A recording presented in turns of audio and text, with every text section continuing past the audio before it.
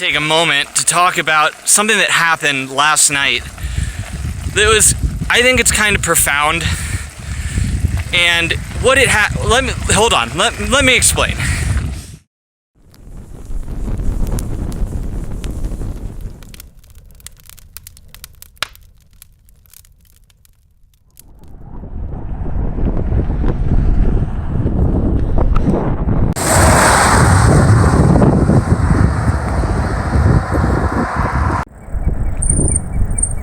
Listen to that.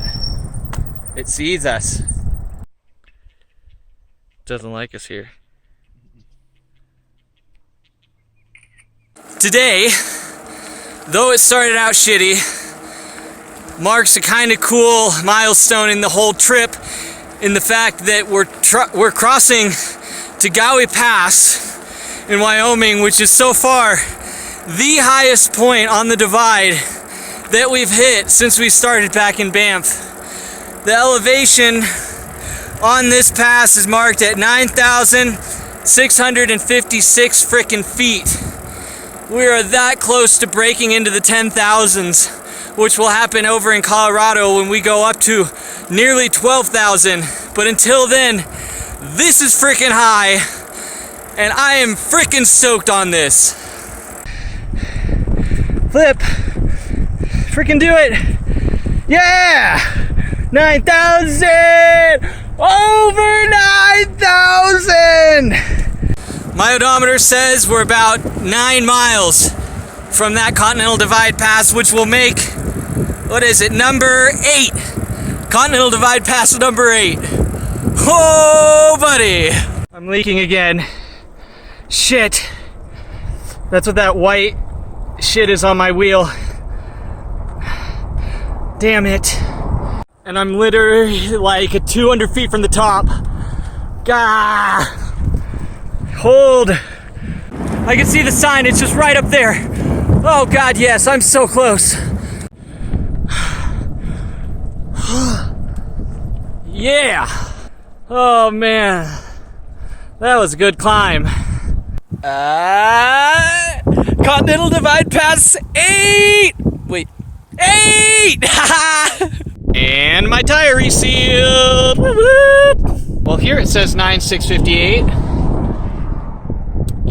But over there it says 9,584.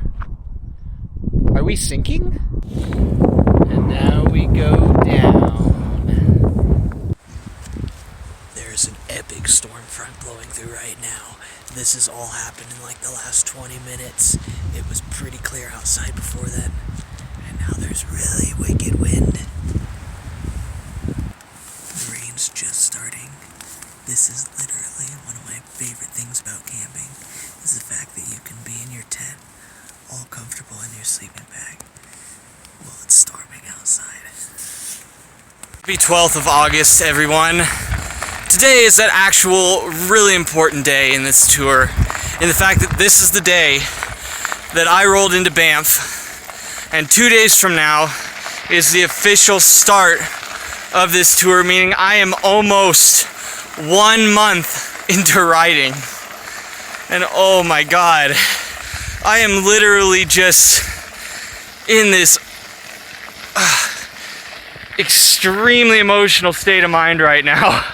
And I swear it's not because of this 4-mile climb I'm doing. So I'm gonna take a minute to flash you guys back through what's been going on the last month of my life and how much shit I have gone through in such a short time. So I hope you enjoy. Take a moment to talk about something that happened last night. Just after we had set up camp, Falls River Campground, a lady comes walking through on a hike and is just talking to us and ask us about our trip like a few people do. And she was just so like, oh my gosh, if I could be in half of the shape of you guys, man, I would love to do something like this. I just need to note, I didn't wake up one morning and go, I wish I could cycle across the country. And then boom, the magic genie appears and voila, I'm in shape. And I can travel 50 to 60 miles a day and live off of less food and water than I probably need. And guys, it is so much more than that. You need to put your lifestyle where your mouth is.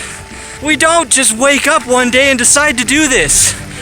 It is a conscious lifestyle choice that you have to commit to and be dedicated to every single day if that's what you want out of life. This is hard. This is really hard. There's a lot of fun and a lot of enjoyment to see all these beautiful scenery, but every day I go to bed sore as shit and I wake up a dozen times a night with my shoulder asleep or my legs aching from falling off the pad. And it's not easy. The hilliest of hill climbs. But you can do it. And I believe that everyone can. They just literally need to put their lifestyle where their mouth is and acknowledge what they really want out of life. Because for me personally, I don't want to be on my deathbed, whenever that is, next year, 10 years or 50 years, and look back and be like, man, I really wish I had done that. Because at that time, it's just too late. My buddy Dave that I'm traveling with responded well to it. And what he said when she was like, oh, I wish I could do that, he immediately said, do it next year. And she's like, oh, when I'm a year older, no way. And his response to that, it's better than doing it when you're 2 years older. When it comes to doing something that you love, you gotta do it. No one's gonna do it for you.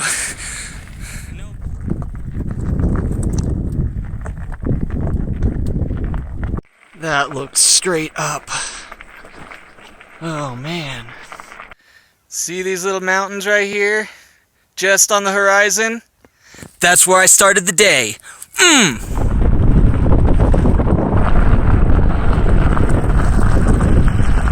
Huge rain cloud coming through. It's blowing right at us.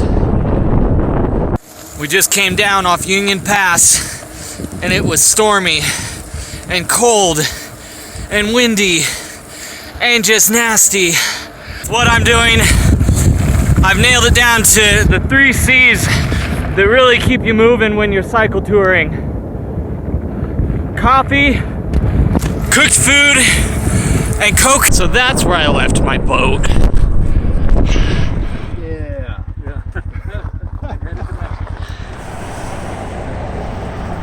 Our stop off last night was in the town of Pinedale in Wyoming. And damn, what an awesome place. It's really the biggest town we've gone through since Butte. And it was the most well-stocked for outdoors activities so far that I think I've seen on the entire trip, at least since like Whitefish or somewhere like that. One place we stopped off was this outdoor place to stock up on food. Now the reason we needed to stock up on food is because for the next 4 days, we're heading through the infamous Great Basin of Wyoming, which I don't know if I've said this before, but it is one of the most remote sections of this entire trail, with about 160 to 180 miles with no resources other than surface water to restock.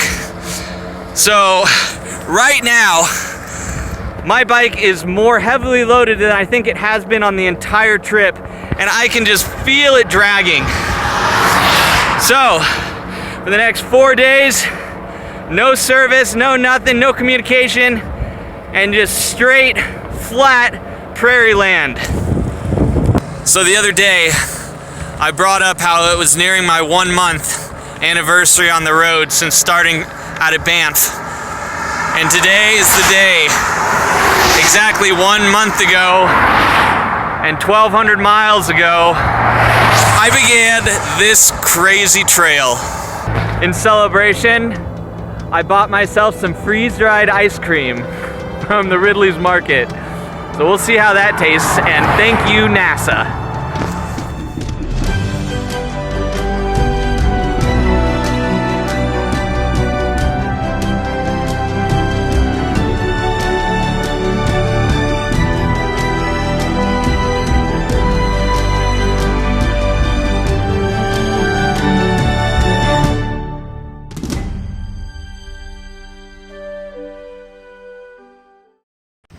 There are literally thousands of dragonflies here. I